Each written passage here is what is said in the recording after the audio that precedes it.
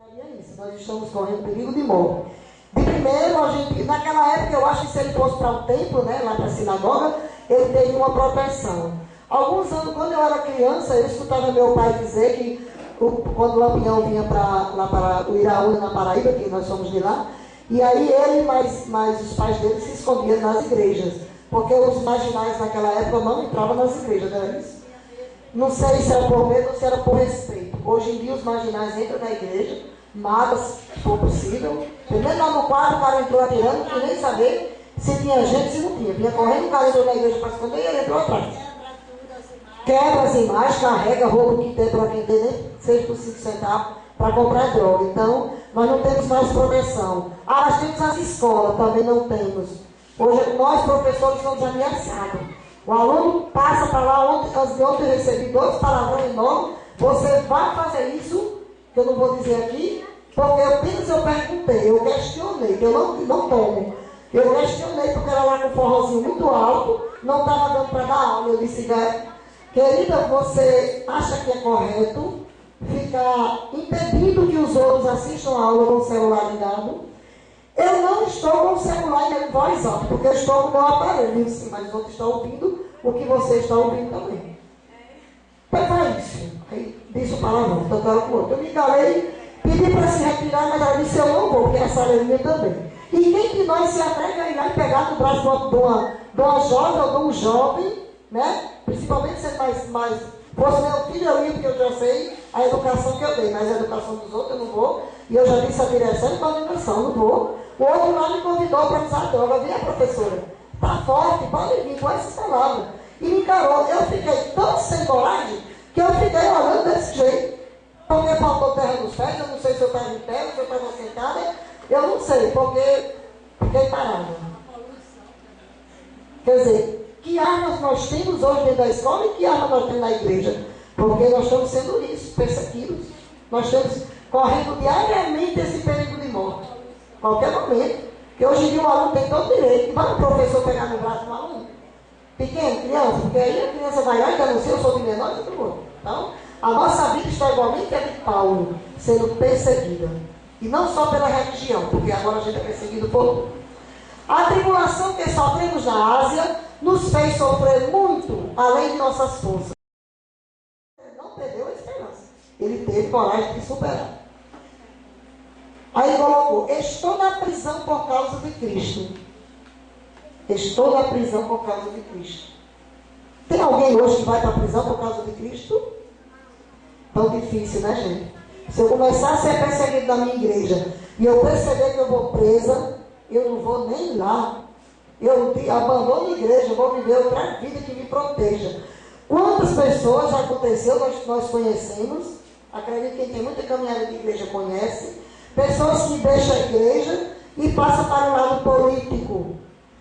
Não é nem pelo lado político, porque nós somos ser político, mas passa para o lado da politicagem para se sentir protegido. Eu digo isso de convicção, porque eu já recebi propostas. Colega minha de trabalho diz, mulher, você é muito besta, você não arranja um trabalho pela prefeitura. Mulher, só você deixar essa vida velha peixe de igreja, que quem vive de igreja ninguém lhe protege. Você vai para lá para o lado dele, caminhar no meio do sol, comprando voto para eles, que você entra no município bem ligeirinho. De colega, depois já sabe que eu nunca vou trabalhar no canto nenhum. Por esse lado eu não vou não. Eu quero ficar pobre mesmo, do jeito que eu sou. Então são propostas tentadoras para que você abandone esse lado de Jesus para poder ir lá. Coloca mesmo esse palavra, não quer nem saber, lá do besta, você é uma besta, você é isso, você é aquilo outro. Que está deixando sua vida, você está perdendo sua vida, diz a peça? Diz ou não diz? Você perde sua vida lá dentro da igreja.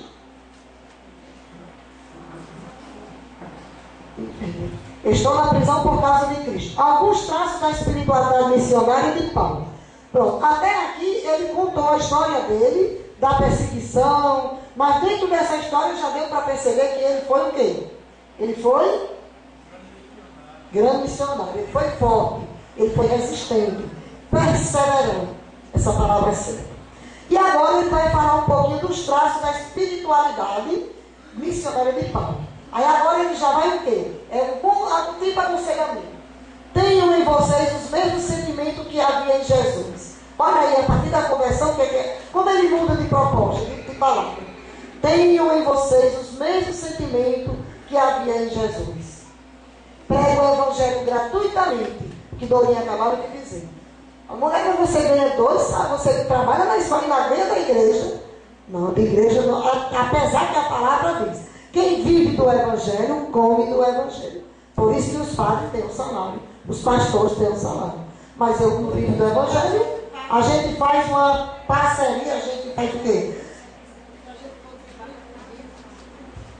Por isso que se contribui com o dízimo. O dízimo é isso. A igreja que tem bons dizimistas, ela caminha bem porque tem o dízimo para sustentação de quem vive da palavra.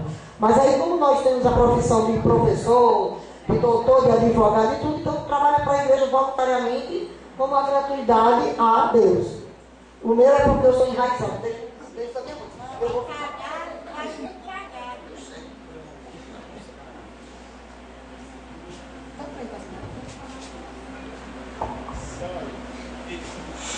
prego o evangelho gratuitamente. Tornei-me servo de todos, a fim de ganhar para Cristo o maior número possível de pessoas. Eu tornei-me servo de todos. Quando a gente vai para uma missão, a gente é servo de uns aos outros.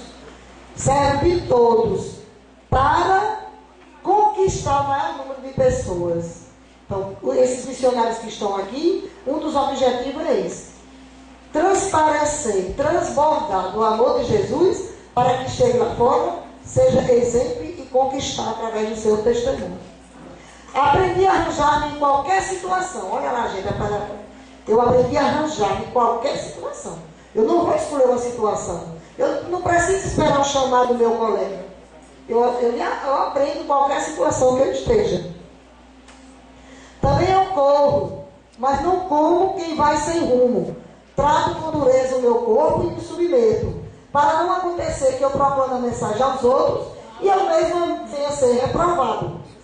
Compreendeis aqui 1 Coríntios, capítulo 9, versículo de 26 a 27. Vou repetir. Também eu corro. A palavra corro quer dizer que eu vou correr?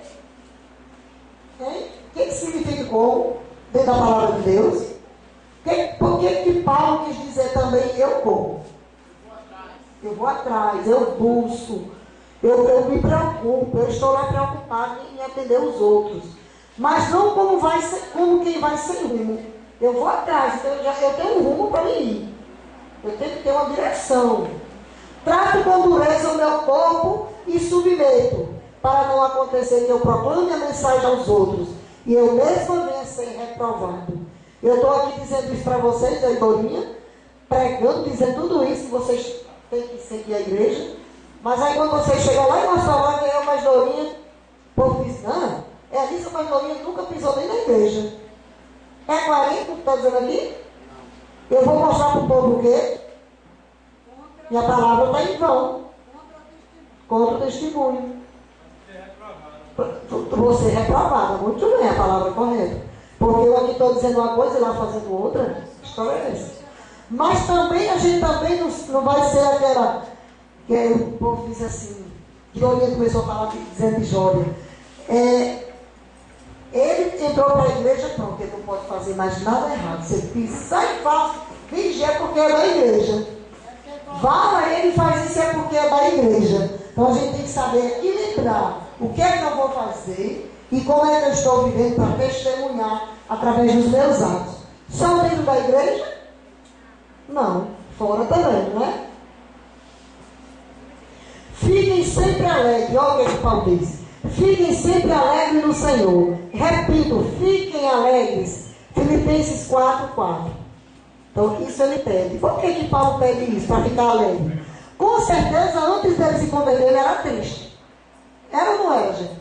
Isso não mostra que ele era triste. Então, quando ele se converteu, ele encontrou alegria. Quando ele caiu do cavalo, ele caiu. Mas olha como ele encontrou alegria. Porque ele viu que a vida boa era essa.